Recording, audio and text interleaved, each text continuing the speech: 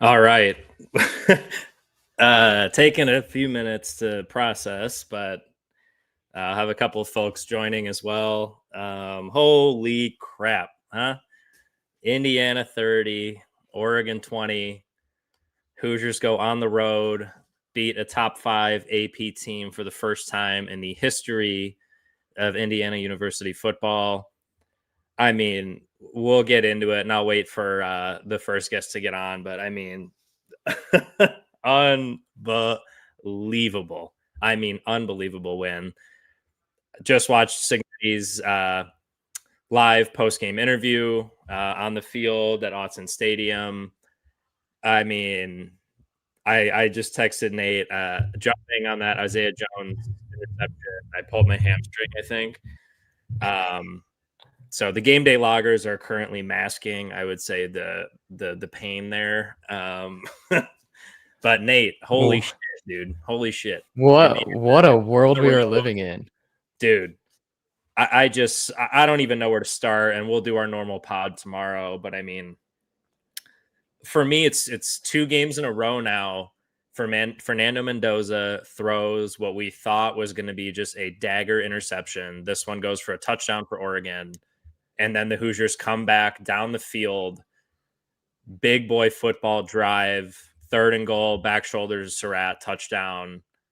And then from there, 2 interceptions sealed the game. I mean, just unbelievable resiliency. And you heard Signetti talk about it before the game that there was going to be adversity, and to win on the road, especially against really, really good teams like Oregon is. Although we'll see tomorrow. I'm sure now Oregon, not very good, not that good of a team, not a tough. Well, wait, maybe Oregon just got a quality loss. That's right. Yeah. Suddenly we're a quality loss.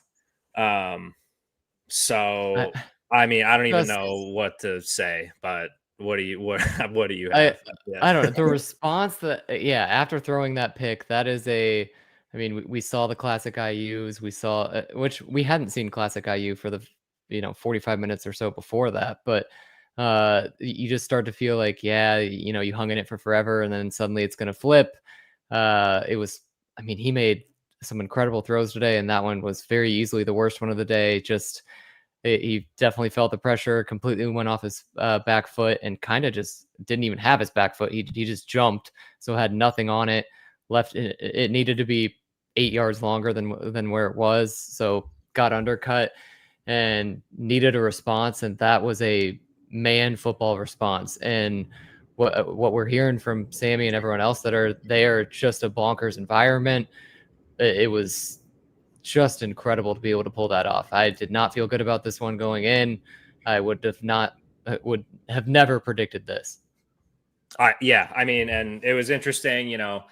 We saw last year against Ohio State. I think the line, and say what you want about Vegas. Generally, they're pretty decent. That's their business. The line when we played in Columbus last year, I think was like 18 or 15 or something like that.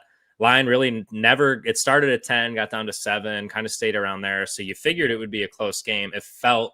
I mean, the entire game, it felt like it was going to be a 1-possession game. IU made enough plays where it did not end up being a 1-possession game. But I mean, that was, you want to talk about like, I mean, that is like A-list top of college football that they just played and won that game in. IU didn't even play great. I mean, they gave up 13 points on defense, which we'll talk about. Defense was just unbelievable again. This defense is For insane, truly all the insane. talk, all the talk we heard about how small they were and all this stuff. I mean, the defensive line, I mean, the combo on the interior of Landino and Tucker just were game wreckers again. I Yeah. mean, the CBS crew, I did not love the broadcast, to be honest. I thought Gary Oh, Danielson had they did he had a a lot pretty more research on Oregon. yeah, Gary Definitely. Danielson had a pretty terrible game. Um, but yeah, I mean, that was crazy. Held Oregon to 13 points. The pick six, of course, for 20 total. I am glad they dropped that Hail Mary at the end just for optics. Yeah, I like it being 10 points. Yeah. So I mean, I don't have any stat. I don't know. I don't have anything prepared. I just figured I would get on here, And start um, yapping. keep That's drinking some lagers out of the Knicks glass, and we'll just take some comments, I guess. A lot of Hoosiers. Um, yeah, he wins. Google him. I mean, that was amazing. I mean, I think we had 43 false starts and still won. So that was really good. And the I first don't, half, it was us against the refs too. Like that pass interference on Surratt that was not called, that Sig absolutely flipped out on. yeah, Like that's one that legitimately, like the ref should have to come out and apologize afterwards for. Like that was just awful. yeah, real Um, terrible. But he stayed. I mean, he stayed on them. He got the one on EJ Williams, which was the third down, yep. which was it was a flag, but could have easily gone uncalled. And they were Yeah, I letting him mean, that's play a what lot you of the do. You day. work them down. So They were, and I mean, IU's DBs had really good games overall. I would say Farrell had the bust, obviously, in the early in the game on the long touchdown. So I mean, if you and you can't, and we keep saying this, like IU has had some like critical breakdowns almost every game now.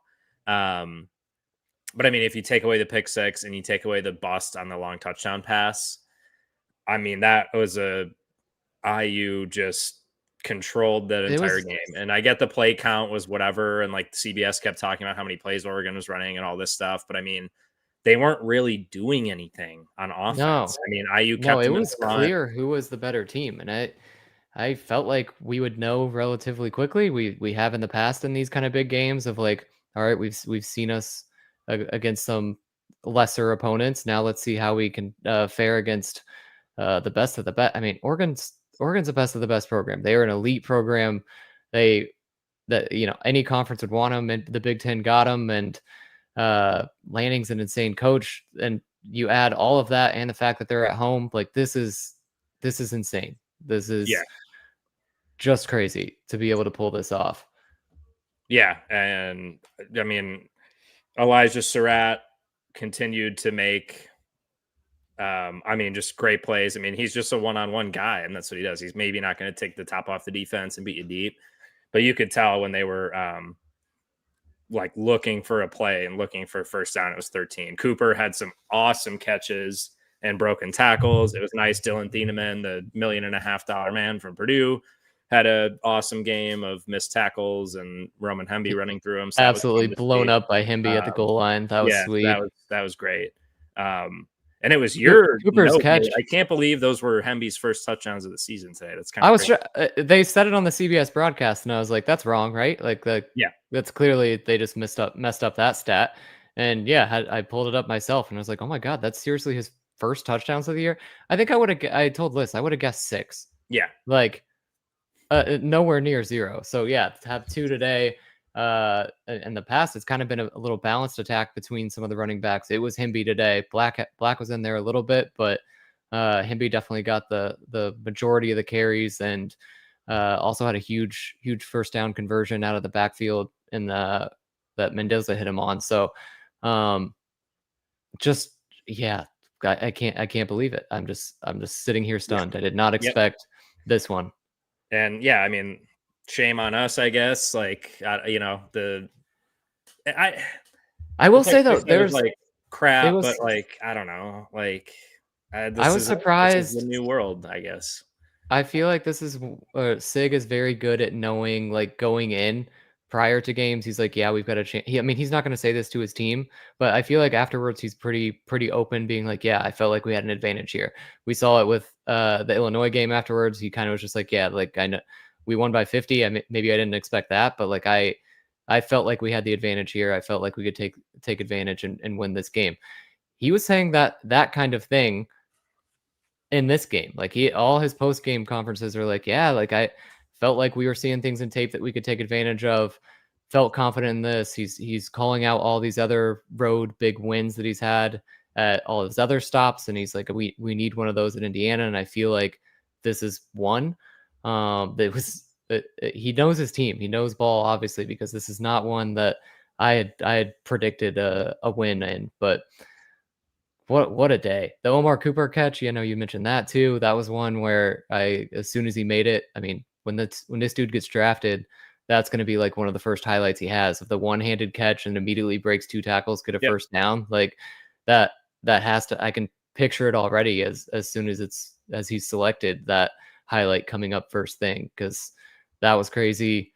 Surratt all day long. I have the stats pulled up now. I know we did this last time we had our after the dust of like how many. I feel like one of the big things is we talk about how many guys Mendoza can spread it around to. It was only 4 today. Yeah. Surratt, Yeah, Cooper, Hemby, Nowakowski. Nowakowski. He likes Nowakowski. You can tell. Yeah, he does. Yeah. Yeah. Oh, wow. I don't have the stats pulled up. I'm going to be honest. I'm probably not going to pull them up. I guess I would just say we are live on Twitter and YouTube. Comments, questions, reactions, feel free. We'll flash them on the screen. Yeah, it was good. I was really worried. I did not have Andrew Turvey playing in this game on my bingo card. But when Kamara and Wyatt went down on the same play, he was in on that. I think it was that 4th down, or they got like 8 yards. But then Wyatt came back in. He had a big sack at the end of the game. Kamara was just drawing double teams and holds the entire game, many of which, of course, went uncalled. Tucker continues to just be an absolute monster at defensive tackle. I mean, he had a good season last year, filling in behind James Carpenter and CJ West. And we were like, okay, he's going to have to make a leap. He has been awesome at defensive tackle. The 3 linebacker sets of Rowe, Isaiah Jones, and Fisher, of course, amazing the entire game. Lewis Moore with the pick, Isaiah Jones with the pick. Isaiah Jones, I think, had a sack and a half. An awesome Dante game. Moore came in with 1 sack. Very first play of the game was a sack too. He finished with, I think, 5 or so. Yeah, Fisher had 1 for sure. 6 sacks. 6 Fisher had a sack and a half. For our tiny little defensive line that wouldn't be able to do anything. Wow. I just, they stuck with the running game. And at the end, when they really needed to pick up some yardage and some first downs, they were able to do it with Hemby up the middle. Nico at the end, pretty close to the left upright, but he made it. I said that was much closer than I was hoping it was going to be, but it was in. And shout out to Frankie. 58-yard field goal at the end of the half. Yep. Twice. Yeah. He made twice. Yeah. 58-yarder. And then he was perfect on touchbacks too, which he's been awesome kicking the ball off all year.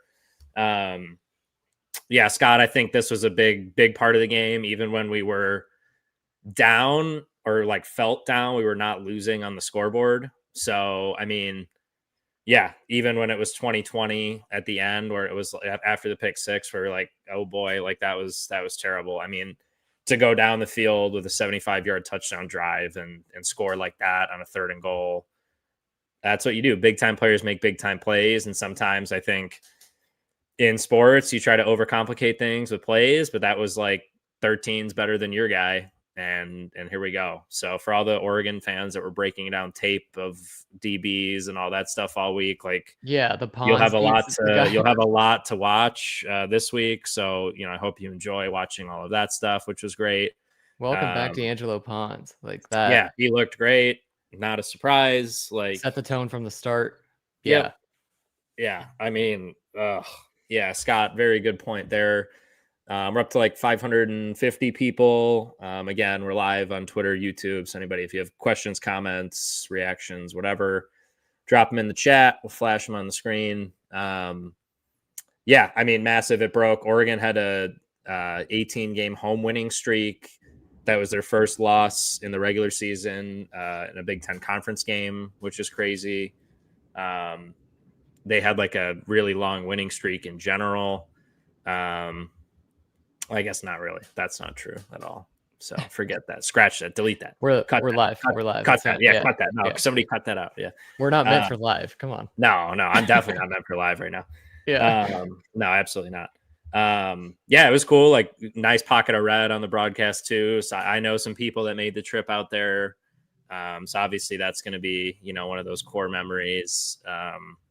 I was really awesome. Dad was pushing for a long time to go out to this game, and I was like, I don't know, I don't think it's in the cards this year. Went to Rose Bowl last year. I sat there in the 4th quarter, and I was like, damn, I wish I was there. That looked awesome. Yeah, I mean, it was cool to see Hoosier on the broadcast too. That was pretty fun. I liked seeing that. I don't know, dude.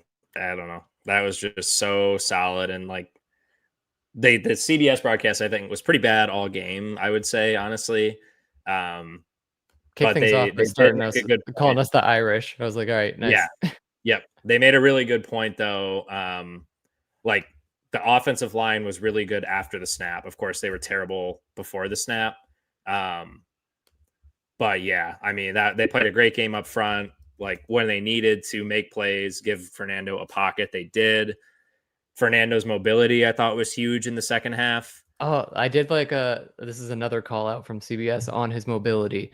They repeated the story a couple different times, but that run against Iowa, that weird, like the one at the very end of the third quarter where he got absolutely blown up, and we were like, what's the call here? Is it a first down? Is it fourth? Like we didn't necessarily know. They brought up multiple times that it felt like guys were bringing up in interviews, like that's when we knew Yep. Mendoza was a guy. He's going to put his body on the line for us. We're going to defend him.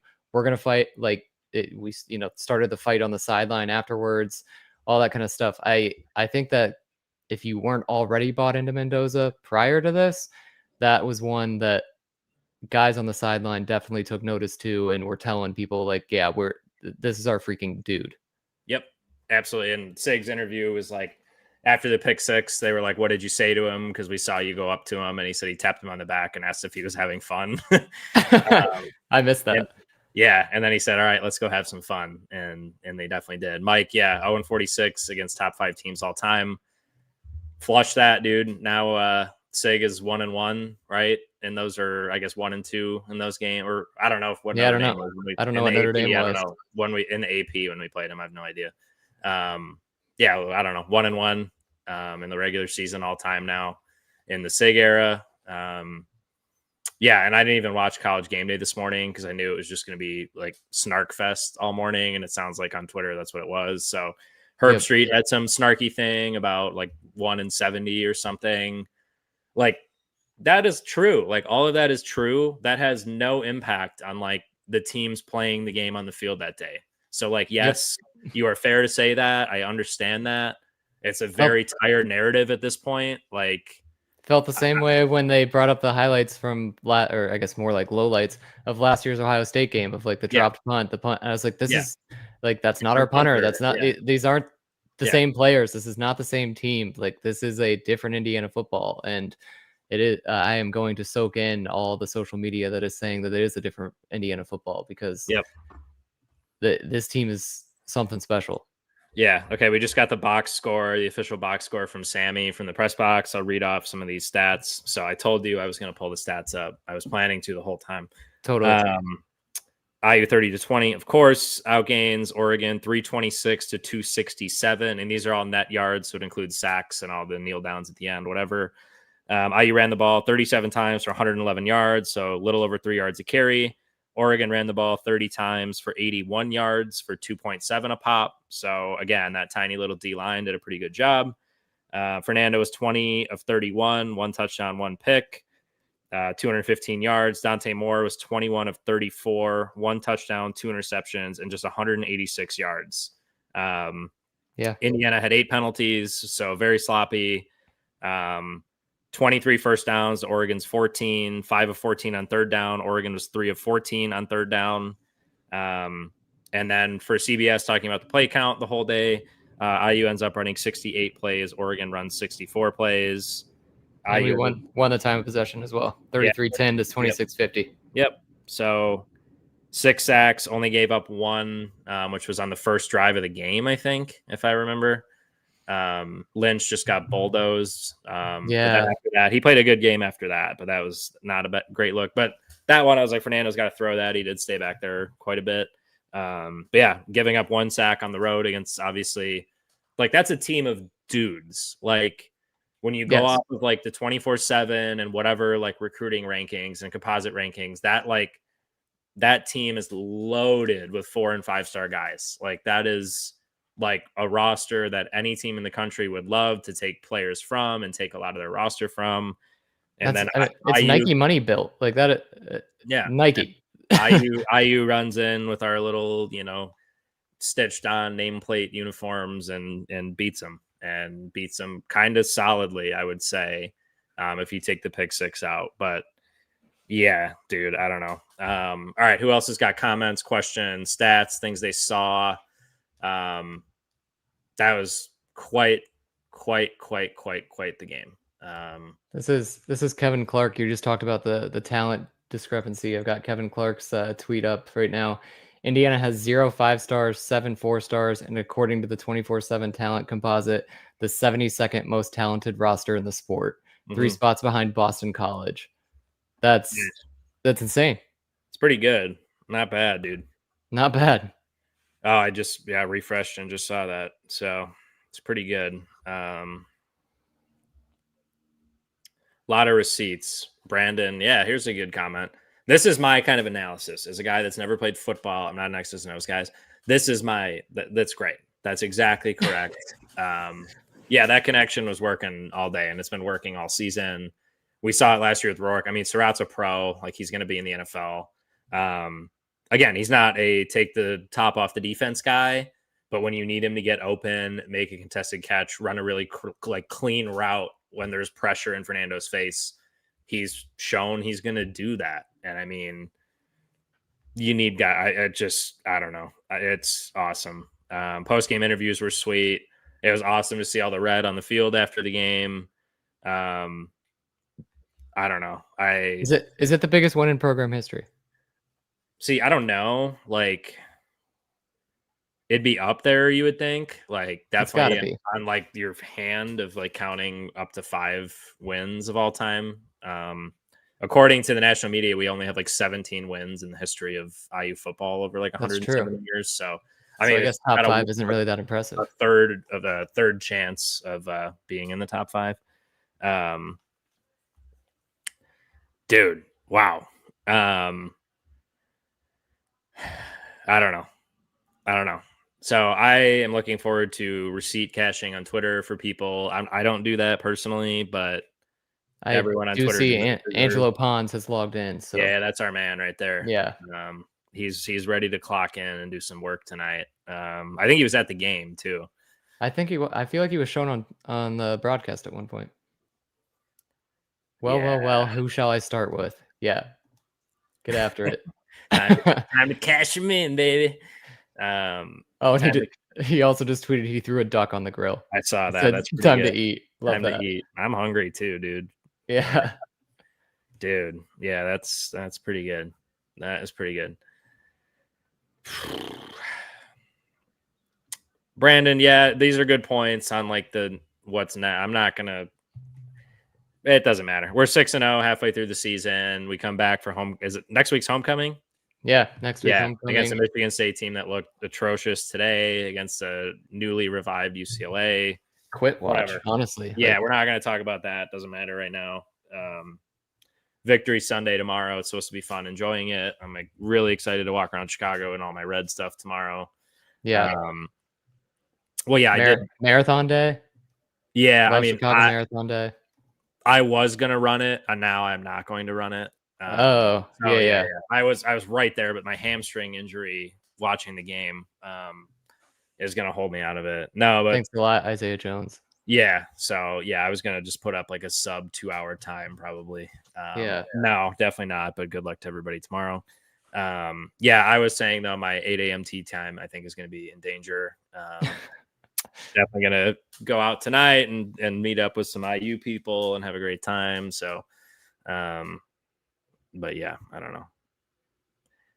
Yeah, what else you got, Nate? We get to do this again in like 15 minutes for the Cubs. So yeah, it's truly no rest for the wicked, as I said. And yeah, go Brewers for sure. No. Mm-hmm. Yeah, this is a day that going into I knew I was at game 4 for the Cubs, and they won that one, and immediately I was like, sweet. So I've got at Oregon, immediately followed up by at Milwaukee, and I was like, I'm gonna need some medication. So yeah, straight into this in 10 minutes or so. Yeah. Shout out to all those Cub Hoosier fan crossovers. Yeah, whatever. But we could make it an all-time day today. Nah, I'm already locked in, dude. I don't care. Cubs could win. I wouldn't even care. I don't care. Yeah, Sig's interviews were pretty good. Where are we ranked tomorrow? I don't know, dude. I mean, you would think you would get some votes for being the number one team in the country. Yeah, I was gonna. My That was issue. gonna be my follow-up. Is do we get votes for number one too? I think you have to. I think now you have like the best win. Bama, Georgia, maybe, but like, I mean, that was, I don't know. And Bama still has a loss, so like that might be the best win in the country out of any team that's played anything at this point. Yeah. My thing with the AP voter, I mean, there's a lot of things with AP voters, but a lot of the ones that normally rate IU higher are like Ohio State and Michigan people, just because they want the Big Ten teams to be up higher. So I don't know if the Ohio State voters are going to be necessarily putting us above Ohio State, but I don't know. My bet's 3. Feel like I could see Ohio State, Miami, us would be my bet. Yeah, I mean, you're not going to probably bump any undefeated teams, but like, I mean, I don't know, dude. That was about as impressive as it can get. National spotlight, CBS game, like, yeah. Yeah.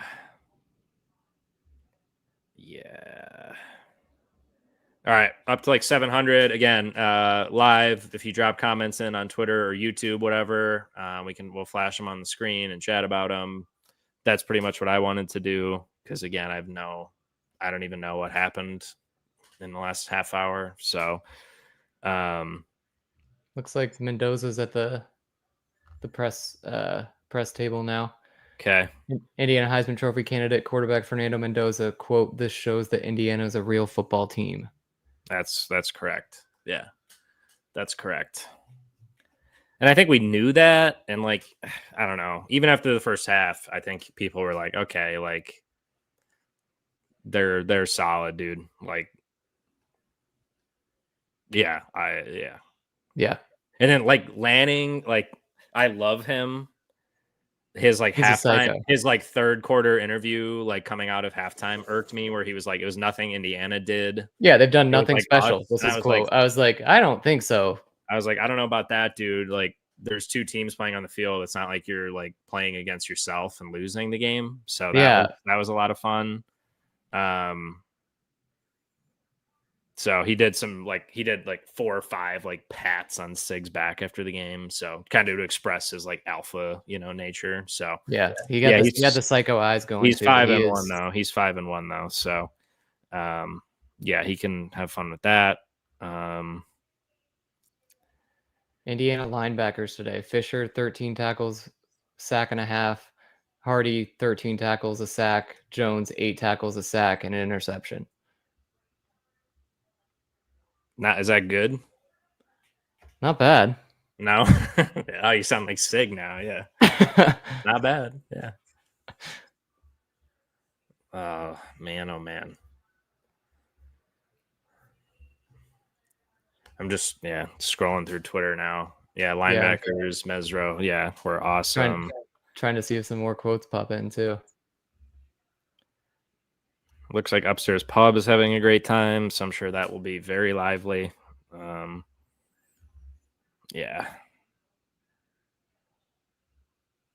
Fisher said, "This is why you come to Indiana. You want to play in top-ranked matchups. You want to win top-ranked matchups, and you want to play for a guy like Coach Cignetti." Man, I just put my helmet on. Should I put my helmet on again?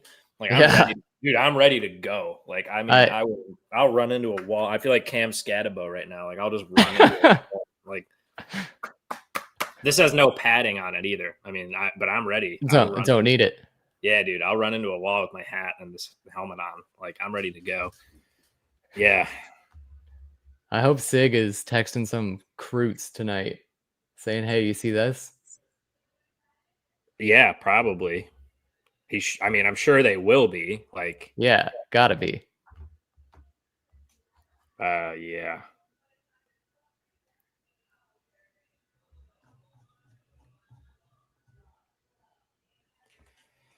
Total control from Barry.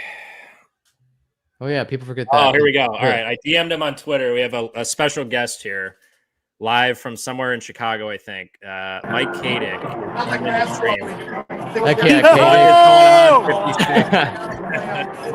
How are we doing? Yo, boys, I'm bombed up. Heck yeah, Katic. I am fired up. Man, hey, the Hoosiers are number 2. That's right. They're top 2 and not 2. Yep. Hey, David, tell them what you think about the Hoosiers. Hoosiers! Exactly right. I couldn't have said it any better. I mean, that's perfect. Hey, I'm not gonna be able to hear anything you guys say, but I just wanted to pop in and say what's up. Appreciate What's up, you. Katic? Go enjoy it.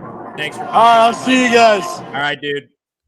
All right, so there we go. That was the other special guest that I was. So it was Nate and Mike Katic. You guys can rank those appropriately. But yeah, that was sweet. Well, he fights a good fight for us online. You know, no one battles for us in the media space, so that was pretty good. I think he's on a Barstool bus right now, headed to Milwaukee. Maybe at Milwaukee now. Oh, really? For the Cubs game, I think. Well, yeah, he deserves that. That's gonna be a good night for him for sure. That was a lot of fun. Yeah, Dr. Toxin. That was fun. Quick little. That was like a shooting star. That was like bright, beautiful, amazing, and then it's gone. Yeah, that's what it is. That's perfect. That was pretty good. That was pretty good. Wow. Yeah, King Katic. Oh. Yeah, that was King Katic. People forget the duck that laid on Hep's rock. Yeah, this is for Hep. That was for Puddles right there. Yeah. Puddles can take that one. And he lost apparently in tic-tac-toe to the to Hoosier this morning. So that was good. All right, Nate, you got like 5 minutes left. It says like 7:08, or you got 8 minutes left. 7:08 first pitch.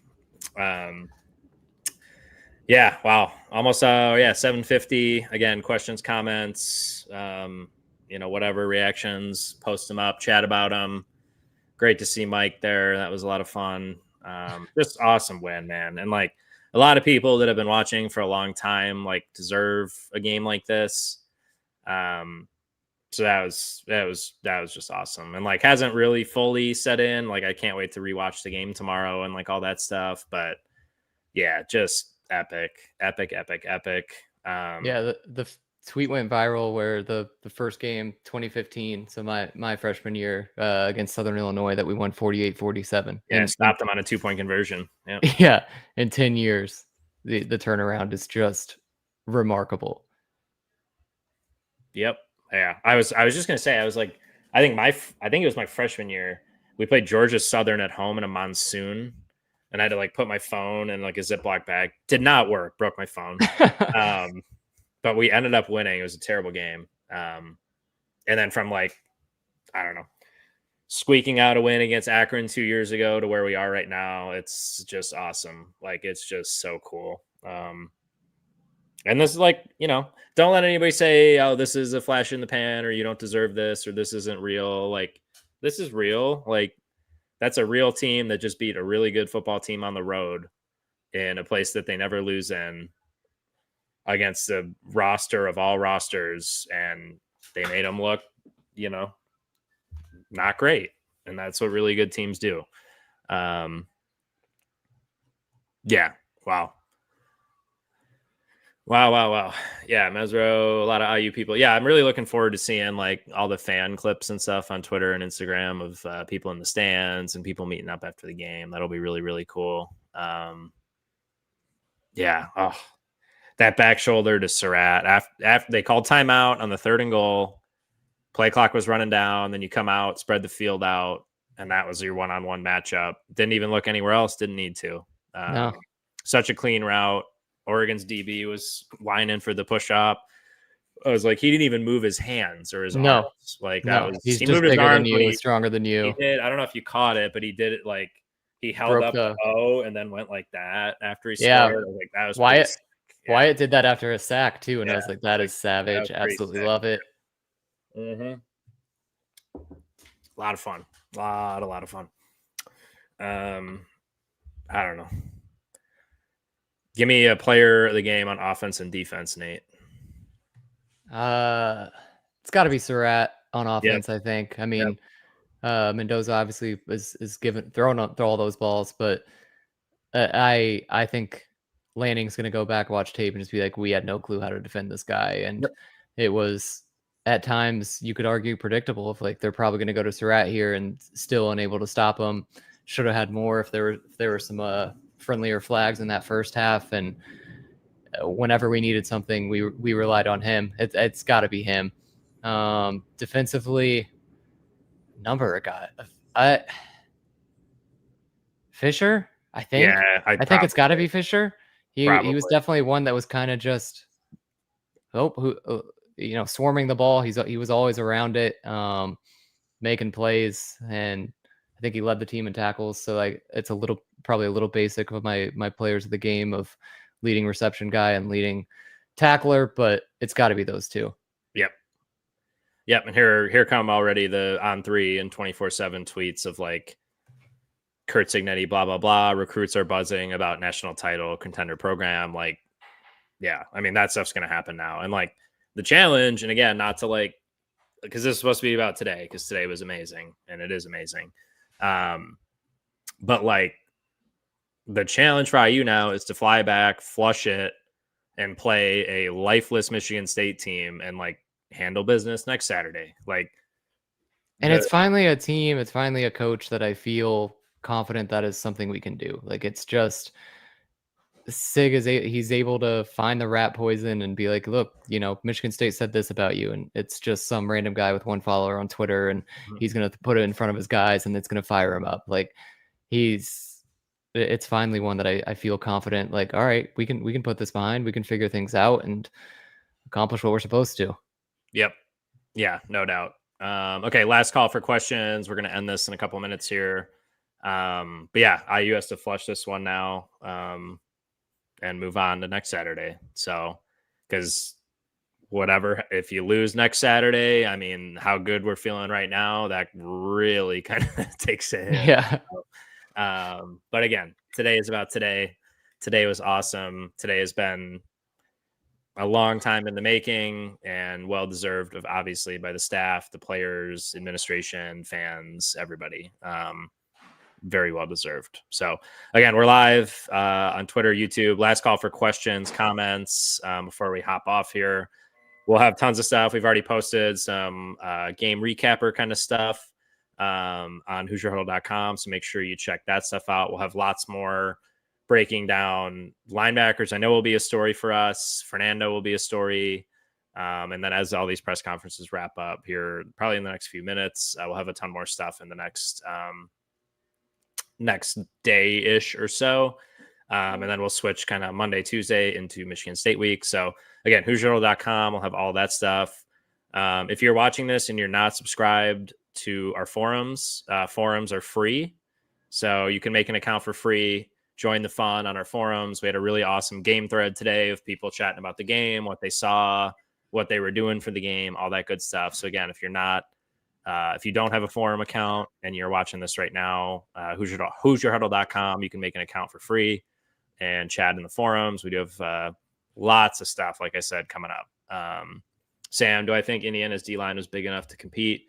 No, but they were certainly big enough to win the battle. So compete is the wrong word. They won the battle. So I know you're being sarcastic, but yeah, I mean, they played a whale of a game, and I think we opened with that. They were awesome. They were great all game.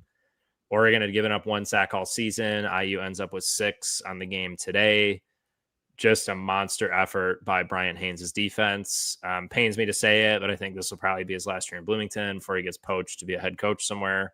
Yeah, I'm just a monster game. They gave up 13 points on defense. The pick 6, of course, made it 20. And when they needed to get off the field or hold them to a field goal, they did it. And they were really good on third down when they needed to be good on third down.